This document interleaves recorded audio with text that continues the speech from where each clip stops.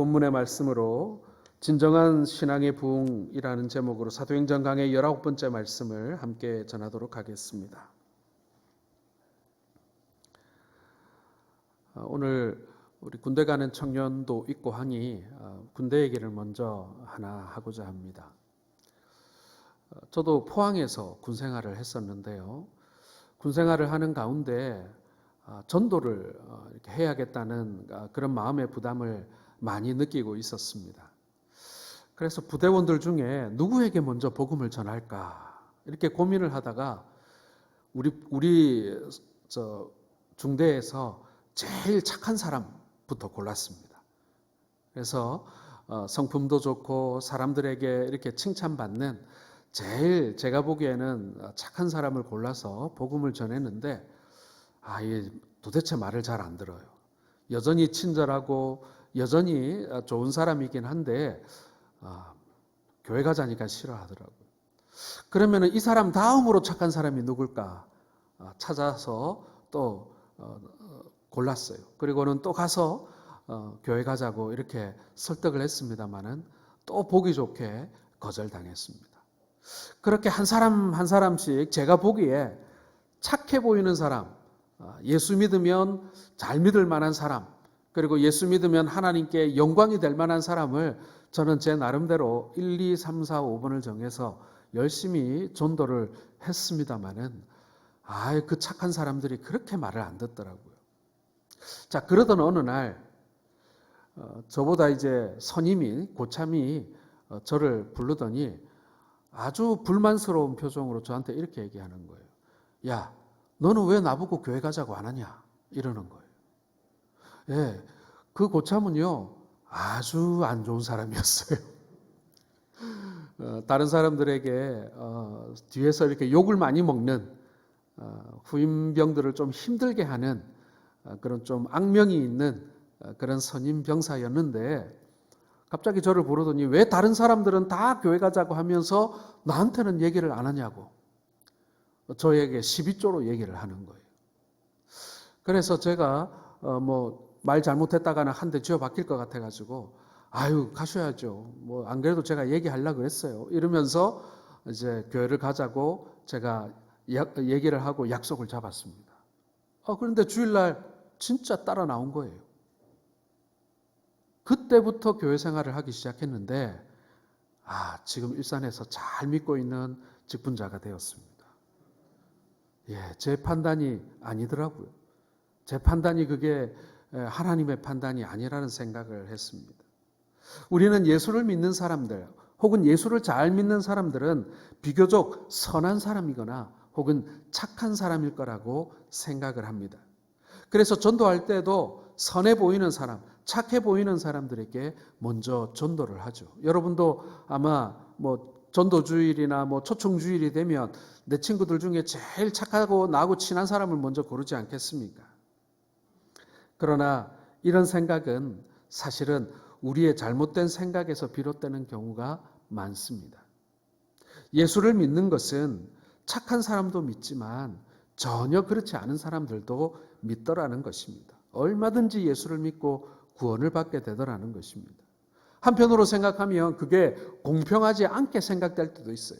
저렇게 착하고 성실하게 산 사람 이제 예수 믿어서 복도 받았으면 좋겠는데 저렇게 모질고 빼지게 살던 사람이 예수 믿고 복 받는 걸 보면 세상 조금 불공평하다 이런 생각을 우리가 할 때도 있는 것이 사실입니다. 선하다고 생각하는 사람이거나 착한 사람들이 예수를 더 믿기 어려워지는 경우들도 종종 있습니다. 우리 죄를 위해서 죽으신 예수 그리스도의 필요성을 그렇게 절실하게 못 느끼는 경우들이 있기 때문에 그런 것이죠. 또한 예수를 믿더라도 스스로 의롭다 여기고 그렇게 생각하는 사람들은 사실 쉽게 잘 변화되지 않는 것들도 보게 됩니다. 나는 아무 문제 없어. 내 삶에 그리고 나의 어떤 지금까지의 행실이나 삶을 되돌아볼 때 나는 당신들이 말하는 그런 죄인의 범주에 들지 않아 라고 생각하는지는 모르겠습니다만은 잘 바뀌지 않습니다. 그저 이전처럼 그렇게 그냥 착하게 삽니다. 그러나 들여다보면 복음으로 말미암는 성령으로 말미암는 근본적인 변화는 일어나지 않은 것을 알게 되는 것이죠. 하나님의 말씀을 통해서 변하지 않는 것은 진정한 신앙의 출발을 했다고 말할 수가 없는 것입니다. 자, 반면에 여러분, 오늘 사도 바울 같은 사람도 있습니다. 제가 한 번은 제 가까이 친하게 지내는 목사님에게 그런 얘기를 했어요. 목사님은 체험이 많아서 설교할 때 예화 많아서 참 좋겠어요. 이런 얘기를 제가 했습니다.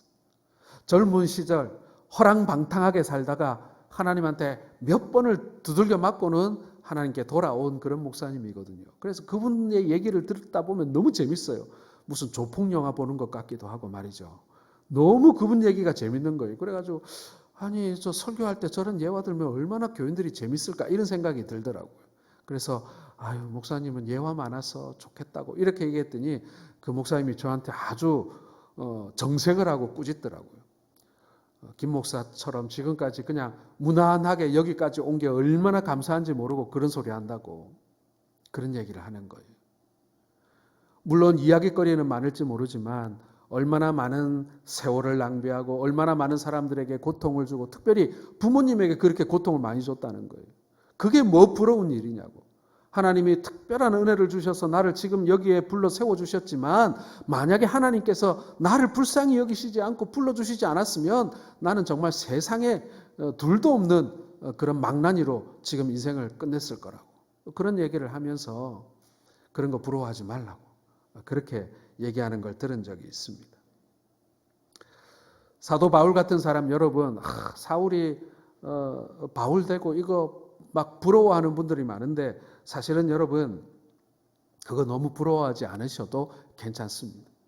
막 극적인 사건을 통해서 예수 믿게 된 사람들의 이야기가 야, 저 사람은 예수 믿기 전과 예수 믿은 후가 딱 나누어지는 그게 신기하기도 하고 그리고 부럽기도 할 때가 있어요. 특별히 우리 모태신앙을 가진 분들이나 어려서부터 신앙생활 한 분들은 자연스럽게 예수의 물이 들었기 때문에 막 그런 극적인 변화가 있는 분들이 그리 많지는 않습니다. 그러나 여러분 그것도 복된 줄로 믿으시길 바랍니다. 하나님께서 그렇게 자연스럽게 믿음을 이어가게 하신 것 그것도 귀한 것입니다. 그런데 이 사도 바울은 교회의 입장에서 보면요 전혀 예수 믿을 것 같지 않은 그런 사람들 중에 한 사람이었습니다. 누구보다 예수 믿는 사람들을 핍박하던 사람이 그 사람 아니었습니까? 그런데 이 바울이 예수 그리스도를 믿고 변화가 되었습니다. 자, 오늘 우리는 이 사도 바울의 변화를 보면서 이 사도 바울이 너무 극적으로 변했잖아요. 며칠 사이에. 이 변화를 통해서 진정한 신앙의 부흥이 무엇인지를 다시 한번 살펴보는 그러한 시간 되기를 소원합니다. 첫째로 여러분, 진정한 신앙의 부흥은요, 참된 변화에서 온다는 사실을 여러분 기억하시기 바랍니다. 수십 년에 걸쳐서 서서히 변화되었던 아니면 며칠 사이에 이 사도 바울처럼 막 천지가 개벽하듯이 뒤집어져서 변화가 되었던 간에 어쨌건 진정한 신앙, 진정한 부흥은요, 변화가 있어야 한다라는 것입니다. 자, 오늘 21절 말씀 같이 읽겠습니다.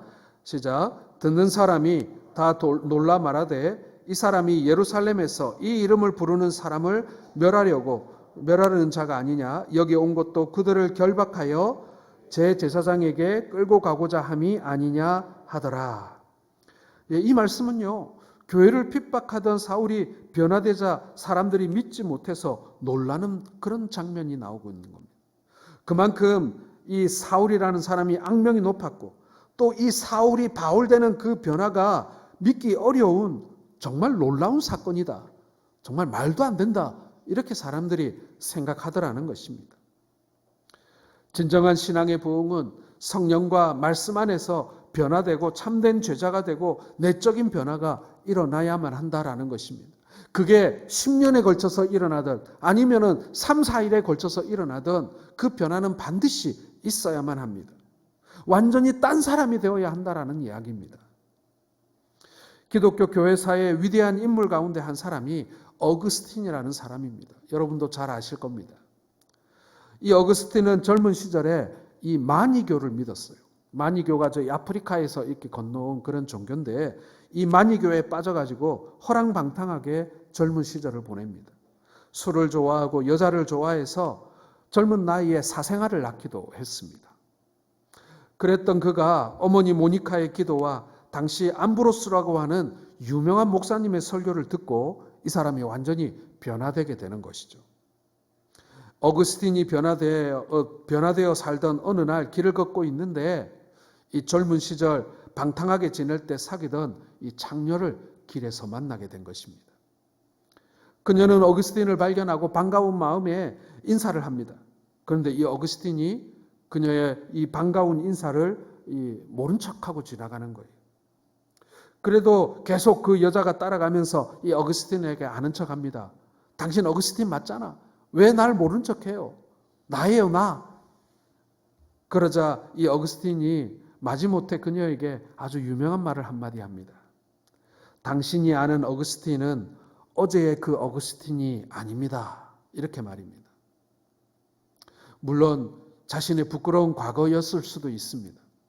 하지만 오늘 어거스틴이 말하는 것은 그 과거를 나는 이야기하고 싶지 않아. 혹은 그 과거의 나를 떠올리고 싶지 않아가 아니라 지금 자신은 그 과거의 어거스틴이 아닌 다른 사람이다. 나는 완전히 변화되었다를 이야기하고 있는 것입니다. 완전히 변한 사람은 어제의 그 사람이 아닌 것이죠.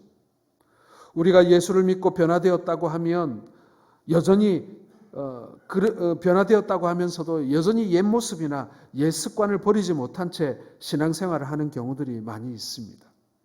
그때 사단이 우리를 정죄합니다. 너 변화됐다고 하더니 옛날에 너나 지금이나 똑같잖아. 이러면서 우리의 변화를 부인하게 만들고 의심하게 만들고 하는 것이 이 사단의 공격 방법입니다. 그때마다 우리가 이렇게 고백해야 돼요. 내가 과거에 잘못했던 그 잘못된 버릇들을 아직도 내가 답습하고 있기는 하지만 나는 근본적으로 변화되었어. 내가 지금은 내가 유혹에 못 이겨서 그리고 옛 습관들을 내가 답습할 때도 있지만 나는 반드시 이것을 끊어버릴 테야. 나는 반드시 이것을 이겨내겠어. 라는 결단을 여러분 우리가 할 수 있다면 우리는 어제의 내가 아니라는 사실입니다. 하나님께서 내 안에 그런 일을 하고 계신다는 것입니다. 하나님께서 여전히 약하고 잘 넘어지지만 그러나 그것을 거부하고 이겨내고 변화된 나로 살기를 갈망하게 만드는 그것이 바로 내 안에서 역사하시는 성령이 내 안에서 주시는 마음이고 성령의 역사라는 사실을 여러분 믿으시길 바랍니다.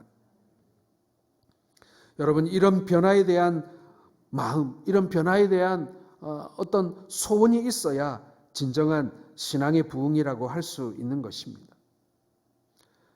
신앙의 변화는 예수를 만나고 변화될 뿐만 아니라 진정으로 변화된 삶을 살려는 그러한 소원을 가지고 소망을 가지게 되는 것이라는 것이죠. 우리 한국교회가 성도수를 자랑하고 큰 예배당을 자랑할 때가 있었습니다. 지금도 마찬가지겠죠. 그러나 여러분, 우리 성도들이 그리고 우리 교회가 진정으로 자랑해야 할 것은 변화와 성숙인 줄 믿으시길 바랍니다. 하나님이 우리에게 진정으로 원하시는 것은 우리가 변하는 것입니다. 교회를 대적하는 악인들은 우리가 진정으로 변화되고 성숙하게 될 때 이스라엘의 모든 원수들이 스스로 자멸한 것처럼 자멸하게 될 것을 믿으시길 바랍니다. 어떤 목사님이나 어떤 교회들은 세상을 막 우리의 힘으로 바꾸어 보려고 무진장 애를 쓰는 그런 성도들이나 교회들이 물론 있습니다. 그들의 노력도 분명히 귀합니다. 그러나 여러분, 우리가 그렇게 애쓰고 수고한다고 세상이 변화되는 것이 아닙니다. 실은 우리가 변화되고 우리가 성숙하게 되었을 때 세상이 우리를 보고 변하게 된다는 거예요. 우리가 먼저 변하고 우리가 먼저 성숙해져야 세상이 우리를 바라보면서 따라오게 되는 것입니다. 우리가 그들에게 변하라고 강요하지만 정작 나는 변하지 못한 모습을 보면서 세상이 우리를 조롱하는 거예요. 교회가 소망해야 되는 것은 바로 이 변화와 성숙인 것입니다. 악인이 따로 있는 게 아니에요. 사울과 같은 그런 타고나면서부터 악인인 사람이 있는 것이 아닙니다. 내가 바로 사울과 같은 악인임을 깨닫고 회개하고 변화되는 것, 그것이 여러분 진정한 신앙의 부흥임을 믿으시길 바랍니다. 두 번째로 여러분, 진정한 신앙의 부흥은 오직 예수만 나타내고 예수만 드러내는 것임을 믿으시길 바랍니다. 자, 오늘 20절 말씀 같이 읽겠습니다. 즉시로 각 회당에서 예수가 하나님의 아들이심을 전파하니 22절 같이 읽겠습니다. 사울은 힘을 더 얻어 예수를 그리스도라 증언하여 다메섹에 사는 유대인들을 당혹하게 하니라. 바울이 다메섹에 있었습니다. 다메섹은 지금의 시리아 다마스쿠스를 말하거든요. 이 지역은 이방 지역이었습니다. 이스라엘이 아니었어요. 이스라엘 사람들이 바벨론으로 포로가 되어 잡혀가면서 이 디아스포라들이 생기기 시작합니다. 우리로 말하면 이 디아스포라는 재외국민, 우리 재외교포들을 말하는 거예요. 디아스포라는 나라를 잃고 전 세계에 흩어진 유대인들을 뜻하는 말입니다. 이 디아스포라가 되기 전에 유대인들은 예루살렘에서 성전 중심으로 예배를 드렸는데 이 디아스포라가 되고 나서는 성전이 없어졌잖아요. 그리고 성전이 있었던 예루살렘으로 가는 것도 어려운 일이 되었습니다. 그래서 생겨난 것이 지역마다 이 디아스포라들이 모여 사는 곳에는 이 회당이라는 것이 생겨나기 시작했습니다. 이 회당은요, 유대인들이 모이는 회의 장소기도 하고, 그리고 마치 회관과 같은 곳이기도 하고, 또 때로는 학교의 기능을 하기도 하는 곳이 바로 이 회당이었습니다. 회당은 엄밀히 말하면 오늘날의 교회는 아닙니다. 하지만 유대인들이 다른 나라에 흩어져서 이 회당에 모여서 제사도 했고, 그러니까 성전 제사를 이 회당에서 대신했던 거고요. 거기서 자기 자녀들을 교회 학교를 만들듯이 우리 주일학교처럼 학교를 만들어서 자녀들을 가르치기도 하고, 또 거기서 같이 일도 하고 회의도 하고 뭐 먹고 자기도 하고 뭐 이런 기능들을 다 했던 것이 바로 회당입니다. 그리고 그 회당에서 드려졌던 그들의 제사는 구약의 율법을 중심으로 하는 그러한 제사였던 것이죠. 아무튼 간에 회당은 유대인들이 모이는 곳이었고, 그곳에서는 당연히 구약의 하나님을 예배드리는 유대인들이 많았습니다. 그런데 바울이 이 회당에 찾아가서 예수께서 하나님의 아들이심을 전파했다는 것입니다. 그리고 놀랍게도 그 유대인들을 굴복시켜서 많은 사람들이 예수를 믿게 되었다. 오늘 성경은 이 며칠 사이에 일어난 이 변화에 대해서 이렇게 설명하고 있습니다. 그렇게 바울에 의해 예수를 믿은 사람들이 많아지자 유대인들 중에는 이 바울을 죽이려고 계획을 꾸미는 사람들까지 생겨날 지경이었습니다. 문을 지키고 있다가 문 앞에서 잡아서 죽이려고 하니 예수를 믿는 제자들이 이 바울을 은밀하게 이렇게 탈출시키는 그런 과정도 오늘 본문에 설명되어지고 있습니다. 바울은 누구보다도 하나님과 율법에 열심히 있는 사람이었습니다. 그의 지나친 열심이 예수를 싫어하게 만들었고 예수를 믿는 사람들을 미워하게 만들었습니다. 그런데 이 사람이 며칠 새 변한 거예요. 그리고 오직 예수가 그리스도라는 사실을 말하기 시작했습니다. 다른 건 말하지 않아요. 자기가 얼마나 율법을 많이 배웠는지, 자기가 아는 율법 지식을, 그리고 헬라 지식을 줄줄이 꿰어가며 복음을 전한 것이 아니라 예수가 그리스도라는 그 사실을 열심히 전했다라는 것입니다. 여러분, 진정한 신앙의 부흥은요, 예수만 나타내고 예수만 드러내는 것입니다. 바울은 회당에 가서 유대인들에게 구약의 율법을 말하지 않았습니다. 오직 예수 그리스도만 말했습니다.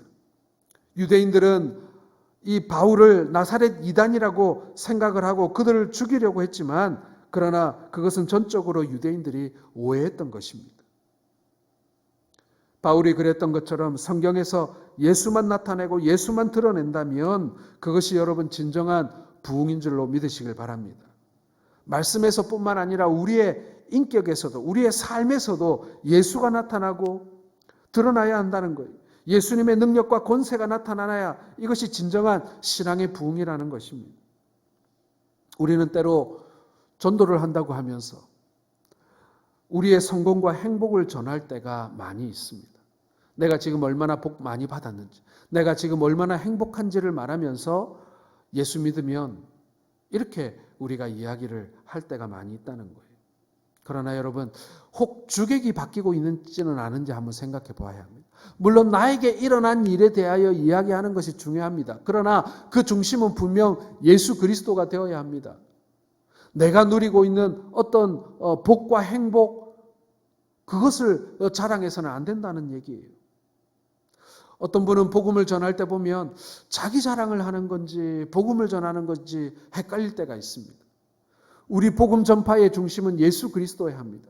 예수 그리스도가 얼마나 좋은 분인지, 내가 그분을 만남으로 인하여 내 삶이 어떻게 변화되었는지를 얘기하는 것이지, 내가 얼마나 성공했는지, 내가 얼마나 복받았는지를 그것만 이야기하게 되면 여러분 결국 예수는 2번이 되고 3번이 되어버린다는 것입니다.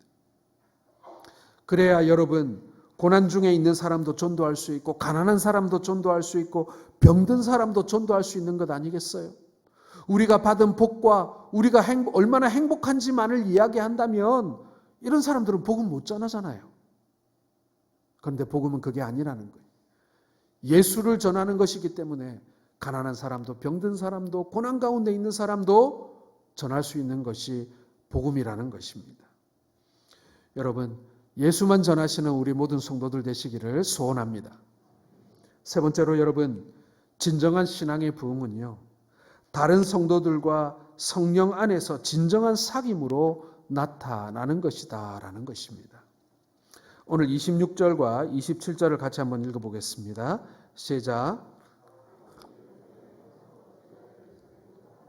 다 두려워하여 그가 제자됨을 믿지 아니하니 바나바가 데리고 사도들에게 가서 그가 길에서 어떻게 주를 보았는지와 주께서 그에게 말씀하신 일과 다메섹에서 그가 어떻게 예수의 이름으로 담대히 말하였는지를 전하니라. 자, 바울이 다메섹에서 예루살렘으로 올라왔어요. 바울이 예루살렘에서 다메섹으로 떠날 때에는요, 예수 믿는 사람들을 잡아오기 위해서 공문을 받아 떠났던 사람이에요. 그 사람이 얼마나 살기 등등하게 떠났는지 예루살렘에 있던 사람들은 이 바울의 옛날 모습을 생생하게 기억하고 있었습니다. 아마도 몽둥이와 무기들을 들고 예루살렘 시내를 당당하게 혼자 가지는 않았을 테니까요. 당당하게 이렇게 행진해서 이 다메섹으로 가지 않았겠습니까? 사람들이 수군거렸을 거예요. 바울이 지금 저 예수 제자들을 지금 잡으러 간대. 아마도 많은 사람들이 그 장면을 목격했을 것입니다. 그랬던 그가 예루살렘에 돌아와서 예수 믿는 제자들을 만나려고 하니 만나주는 사람이 없는 거예요. 그리고 의심합니다. 우리 같으면 그러지 않겠습니까, 여러분? 그런데 교회에 덕망 있는 지도자였던 바나바가 그가 다메섹 도상에서 예수님을 만난 것과 또 회당에서 예수의 이름을 담대히 말한 것들을 사도들에게 전합니다. 그리고 사울을 보고는 믿지 않았지만 사람들은 바나바의 말을 서서히 믿기 시작한 거예요. 예수 믿는 제자들, 그 당시 예루살렘 교회의 성도들이 드디어 바울을 받아들이고 한 형제로 맞아들이게 됩니다. 물론 마음속에는 반신반의했을지도 몰라요. 그리고 여전히 의심하고 그 바울이 모임에 오면 안 나타나는 사람도 분명히 있었을 것입니다. 그러나 어쨌든 제자들은 그를 받아들였고 그는 예루살렘 교회를 마음대로 출입하게 되었습니다. 사랑하는 성도 여러분, 초대교회의 진정한 신앙의 부흥은요, 이러한 사랑 많은 사귐에 있었다라는 것입니다. 교제로 나타났다는 거예요. 만약 예루살렘에 있던 교회와 성도들이 끝까지 이 바울을 믿지 않았다면 이 바울은 하나님께서 이방의 사도로 일하라고 하신 그 사명을 감당하는데 굉장히 어려움이 많았을 것입니다. 오늘날도 마찬가지지만 이 바울이 이방 선교를 할 수 있었던 것은 예루살렘 교회에서 그를 파송하고 기도와 물질로 그를 적극적으로 도왔기 때문에 가능한 일 아니었겠습니까? 어떻게 선교사가 혼자의 힘만으로 복음을 전합니까? 그건 불가능하거든요. 여러분, 지난주에 우리나라 로켓 쏘았잖아요. 1단 로켓이 밀어주고 2단 로켓이 밀어주고 3단 로켓이 밀어줘야 비로소 인공위성이 제자리로 올라가는 것 아니겠습니까? 그런 것처럼 선교사도 우리가 1단 로켓이 되어주고 2단, 3단 로켓이 되어줘서 밀어 올려줘야 사역지에서, 선교지에서 열심히 복음을 전할 수 있는 것입니다. 우리는 모두 하나님의 택함받은 자녀들입니다. 우리는 성령 안에서 한 형제 자매입니다. 우리는 예수 그리스도 안에서 다 귀한 한 몸입니다. 그러므로 서로 사랑하고 존중하고 돕고 기도해야 합니다. 교회 안에서 세상 사람들처럼 사귀어서는 안 됩니다. 세상 사람들은 자기가 좋아하는 사람들만 골라서 사귀려고 합니다. 그리고 그것을 나무라는 사람도 없어요. 당연하니까. 그러나 하나님의 자녀들은 그 사람이 하나님의 자녀라고 생각되어지면 상대방이 부족한 것도 있고 성격상 결함도 있지만 그것을 덮어주고 사랑하고 돕고 세워주고 격려해야 한다라는 것입니다. 사람들이 볼 때 여러분 생각해 보세요. 예루살렘 교회 성도들 중에는요, 이 바울에게 가족을 잃은 사람들도 분명히 있었어요. 내 아버지가, 내 형제가 저 바울의 손에 의해서 감옥에 가고 목숨을 잃은 사람들이 있었어요. 여러분 쉽게 용서할 수 있겠습니까? 쉽게 형제로 받아들일 수 있겠습니까? 여러분 정말 어려운 일이에요. 정말 어려운 일이에요. 예루살렘의 많은 성도들이 이 바울에게 피해를 직간접적으로 받은 사람들이었어요. 그런데 그를 형제로 받아들였다. 그를 용서했다. 용서했을 뿐만 아니라 다른 믿음의 형제들과 똑같이 받아들였고 그가 복음을 전할 때 기도할 뿐만 아니라 물질로도 열심히 그를 후원했다. 여러분 그렇게 할 수 있겠습니까? 거기까지 용서할 수 있겠습니까? 정말 어려운 일이었습니다. 내가 좋아하는 사람만 사랑하고 끼리끼리 어울리는 것을 좋아하면 사단은 그 사이를 틈을 타고 들어와 교회 안에 다툼을 만들어가게 됩니다. 여러분 진정한 신앙의 부흥은요, 용서할 수 없는 사람을 용서하고 형제라고 부를 수 없는 사람을 형제라고 말하고 그리고 손해볼 수 없는 관계를 손해보면서 내가 그 사람을 돕고 섬기는, 여러분 그것이 진정한 신앙의 부흥임을 믿으시기를 바랍니다. 예수님은 세리와 사귀었고 창기와 사귀었습니다. 보통 우리의 상식으로는 이해할 수 없는 사람들과 교제하셨습니다. 그래서 바리새인들이 예수님을 미워했던 거예요. 이 사람들은 예수님이 죄인과 사귄다고 수군거리고 악담을 했습니다. 그러나 예수님은 죄인과 사귄 것이 아니라 죄인이었지만 예수를 만나고 변화된 사람들을 사귀었던 것입니다. 사실 우리 모두 죄인 아니겠습니까? 그런데 예수 믿고 나서 변화된 사람이 된 것입니다. 바울도 마찬가지입니다. 그가 예수를 만나기 전에는 죄인 중에 괴수라고 스스로 고백했던 것처럼 상종할 수 없는 사람이었습니다. 그러나 예수님을 만나고 변화되었고 그러므로 그는 이제 형제들과 진정한 사귐이 가능해진 것입니다. 사랑하는 성도 여러분, 우리가 진정한 신앙의 부흥이 일어나려면 예수 그리스도 안에서 이러한 진정한 교제가 일어나야 할 줄 믿으시길 바랍니다. 서로 사랑하고 허물 덮어주고 또 힘든 일이 있을 때에는 격려해주고 서로 힘이 되어주는 그런 좋은 성도의 교제가 있기를 주님의 이름으로 축원합니다.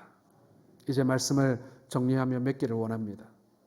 진정한 신앙의 부흥은 예수를 만나서 변화되는 것입니다. 예수님을 만났는데 변하지 않는 것은 예수님을 바로 만나지 못했거나 아니면 진정한 신앙의 부흥이 일어나지 않았기 때문입니다. 예수 그리스도를 믿고 완전히 다른 사람으로 변화될 수 있기를 소원합니다. 두 번째로 여러분, 진정한 신앙의 부흥은 예수 그리스도만 나타내는 삶이라고 했습니다. 인생을 살면서 오직 자랑할 것이 예수 그리스도밖에 없는 삶이야말로 진정한 신앙의 부흥을 경험한 인생이라고 할 수 있을 것입니다. 우리 찬양의 가사처럼 예수 한 분만으로 만족해요. 여러분 이러한 고백이 우리 모두의 고백이 될 수 있기를 소원합니다. 그리고 진정한 신앙의 부흥은 성도와 성령 안에서 진정한 사귐이 일어나는 것이다라고 말씀드렸습니다. 내가 좋아하는 사람만 가려서 사귀는 사귐이 아니라 예수 안에서 우리가 한 형제여 자매가 되어서 한 피를 나눈 형제처럼 사랑하는 그런 영적 교제가 일어나게 될 때 그곳에 진정한 신앙의 부흥이 일어나는 줄로 믿으시길 바랍니다. 사랑하는 성도 여러분, 우리는 모두 영적인 부흥을 경험하기를 원하고 신앙의 부흥을 경험하기를 원하고 교회의 부흥을 경험하기를 원합니다. 저도 그 마음의 소원이 하루도 없는 날이 없습니다. 기도할 때마다 그 소원을 두고 그 부흥을 두고 하나님 앞에 기도합니다. 우리가 진정으로 소원하는 부흥이 무엇인지, 우리가 그저 단순히 숫자만 늘어나는 것이 부흥이 아니라, 물론 그것도 분명히 양적인 부흥도 중요한 부흥의 한 증거입니다. 그러나 그와 함께 우리가 변화되고 우리가 성숙해지고 진정한 사귐이 있게 되는, 그리고 우리가 입만 열면 예수를 증언하는 그러한 놀라운 영적 부흥이 우리 교회와 또 우리 모든 성도들에게 있기를 주님의 이름으로 축원합니다. 기도하겠습니다.